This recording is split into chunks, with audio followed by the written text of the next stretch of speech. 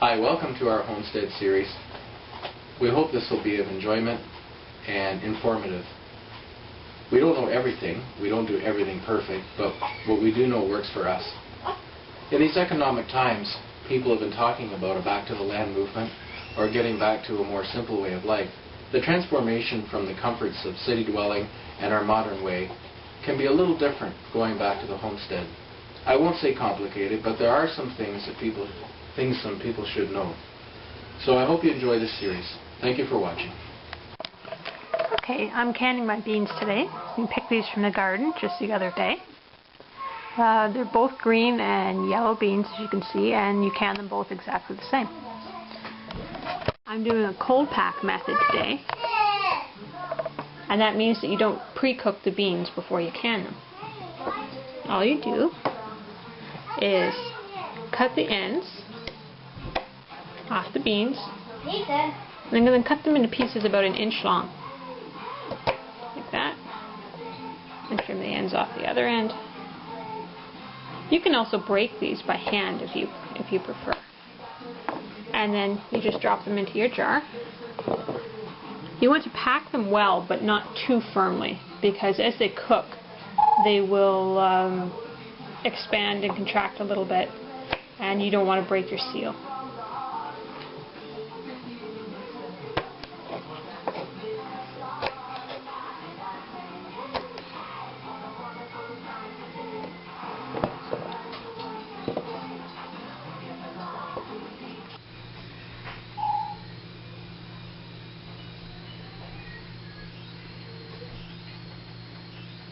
Salt is optional, but it does help to preserve taste and color.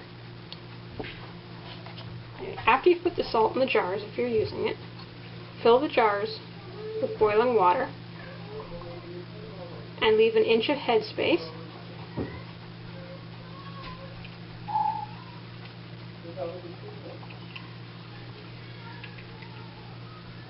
Okay, now that you've filled the jars up with boiling water, you can just run a knife around the edges a little bit. This releases any air bubbles that are inside. And take a wet cloth and wipe the rims of each one of your jars, so you'll have a clean surface for the rings or the lids to seal on.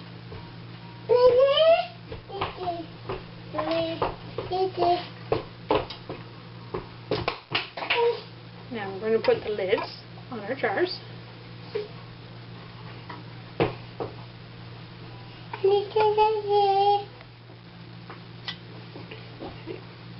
You put your jar rings on. You just want them finger tight.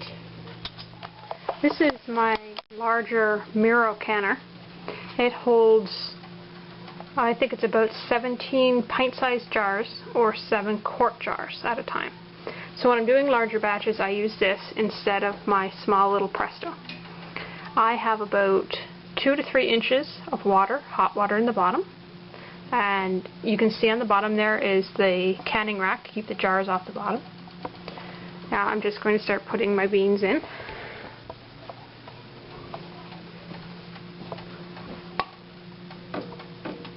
Now you can see I have my first layer of jars in here, and with some pressure canners what you would do is stack the next layer of jars right on top of these ones.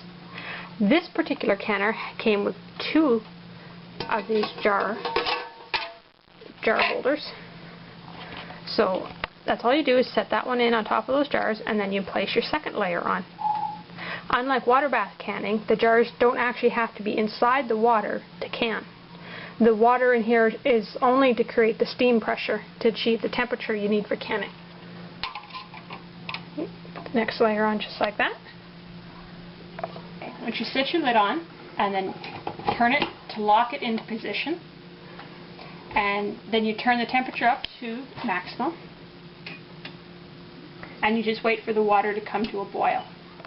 Okay, it's probably a little hard to see here, but the steam is venting out through the lid, and it's a pretty steady stream. So now I'm just going to start my timer for 10 minutes. And when the 10 minutes is up, I will put my weight on. Our canner's been venting for 10 minutes now, and I'm going to put the weight on. This weight is different from the one on my other one because it screws on. The other one was a preset at, I believe, 10 pounds. This one is adjustable. You can take, if you just have the bottom weight on, it's 5 pounds. You have the middle one on, it's 10 pounds. And then there's a third one that goes on here to make a 15-pound weight if you need that. But for our altitude, 10 pounds is all I need. So I'm just going to put my oven mitt on, because I don't want to get burned on the steam here.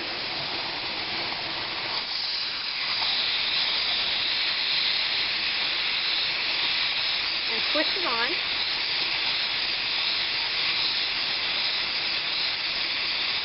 I don't know if all Miro canners have twist on weights or not, but this one does. It's the one thing I don't like about it.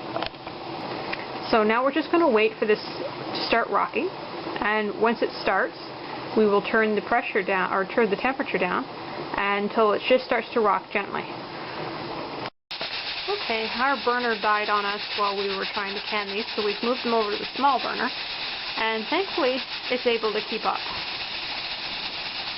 So the weight is rocking nice and gently. It's a little hard to see on this, but it's just gently moving in a circle. And that's just perfect. So just set your timer for 20 minutes. If you're doing pints, 25 minutes if you're doing quarts. And just keep an eye on the temperature and make sure it stays pretty steady. If it gets too high, then just adjust your burner down a little lower. If it starts to go too low, then if the weight stops moving, then you'll need to turn your temperature back up and restart your timer. Okay, our 20 minutes is up, so I've turned the temperature off, and I'm just letting the pressure come down on its own now. The weight's still jiggling a little bit, but you'll want to wait until all the hissing stops and the weight's not moving anymore. And then wait about 20 minutes after that before you take the weight off. You want to let it completely depressurize before you start messing with the weight of the lid. Okay, our canner's depressurized now. It's been sitting here for about 20 minutes. So now I'm going to unscrew the weight.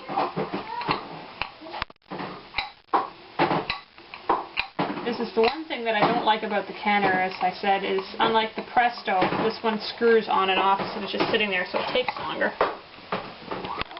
Set that down. And we're going to unlock the lid. And lift it off, facing away from you, because there will still be hot steam in there.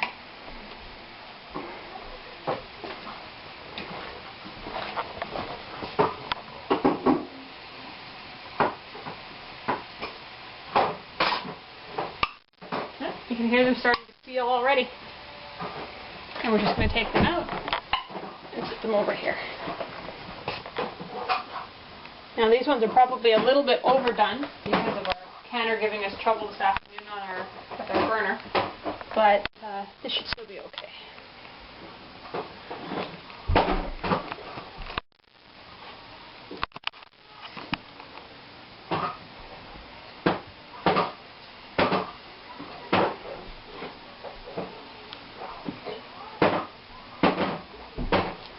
And we'll just let them sit here until tomorrow, about 24 hours, and then we'll take the rings off and wipe the jars off and label them and put them away.